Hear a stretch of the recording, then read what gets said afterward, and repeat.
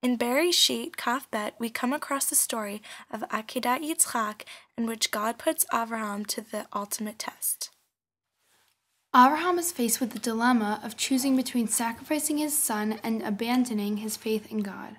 It says, B'yom hashlishi vayesa Avraham et ha'inav vayera et hamakom mirachok. Meaning, on the third day, Avraham lifted up his eyes and saw the place from afar. Why did God wait to show Avraham? Rashi answers this question by saying, it is so that the people wouldn't claim that God mixed up and surprised Avraham suddenly and confused his mind, and Avraham had time to consider it and that he had a choice. This shows that God wanted to make sure that Avraham was going to be loyal and wouldn't change his mind after a few days. From this we learn that Avraham is a trustworthy man and is very loyal and faithful. Avraham gathered his donkey, 2 men, and his son to journey to the land of Moriah to sacrifice his son to Hashem. Along with him, he brought wood for the burnt offering and his profound faith in God. How did Avraham choose? Did he act on instinct, or was it based on pure faith in God? When they reach the place of the offering, Avraham instructs the 2 men he brought with him to stay back with the donkeys.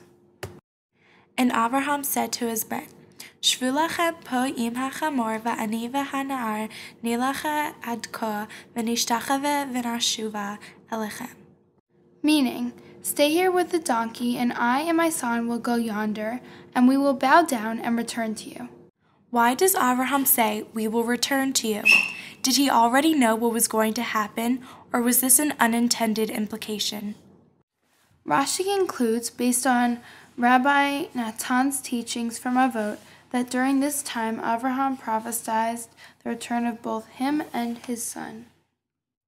However, we concluded that Avraham simply had no knowledge of what the future held for him and his son. And then it said, Vayikach Avraham et hatzi ha'olah, vayisam al Yitzchak bano, vayikach beyado et ha'esh, ve'et ha'me'achalet, vayachlu shnehem yachdav. Meaning, and Avraham took the wood for the burnt offering, and he placed it upon his son Isaac. And he took into his hand the fire and the knife, and they both went together. By saying they both went together, this shows the willingness of Avraham and how he was prepared to fulfill the request of God. Once they arrived at the mountain, Avraham began to place the wood on the altar and prepare for the sacrifice. Subsequently, following Abraham's preparation, just as he raises his knife, a malach appears and calls him forth. Avram, Avram, he says. Avram responds, Hineni, here I am. The malach tells Avraham to lower his knife and to instead slaughter the ram standing before him, for he had shown to be a God-fearing man. Because of Avram's loyalty, God blesses Avraham and all of his descendants in honor of his unquestioning devotion. Ki barech avarecha v'harbe arbe et zarecha kechovi hashamayim v'kechol asher al sfat hayam v'yirash zarecha et sha'ar aviv v'yit barchu b'zarecha kol goy haaretz ekev asher shamat b'koli. Meaning, that I will surely bless you, and I will greatly multiply your seed as the stars of the heavens and as the sand that is on the seashore, and your descendants will inherit the cities of their enemies. And through your children shall be blessed all the nations of the world, because you hearken to my voice. From this we can extrapolate a lesson of how devotion to God can lead us to prosperous, fecund lives. This story has exuded one of the most important principles in Sefer Yetzirat HaAdam. From this story, we see the exemplar relationship between Avraham and God. This trust that Avraham has with God is what makes him so righteous. It's what sets him apart from Adam and Chava.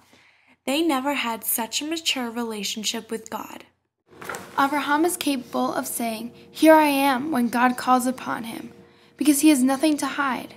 However, when God calls forth Adam and Chava, they try to hide themselves. Overall, we can see how Avraham has become more mature and put all of his faith in God, and in return, he has received a great blessing. Ultimately, humans as a whole learn about relationships between father and son and the respect that a son should follow his father no matter what. The relationship between father and son is greatly influenced by religion and one's upbringing. We also learn about the relationship between man and God. We learn that we should have faith in God no matter how extreme his requests may be and whether or not we agree with his requests or actions. This demonstrates Abraham's triumph over the challenge of having to choose between God and his son. By choosing God, Abraham is spared the tragedy of losing his son.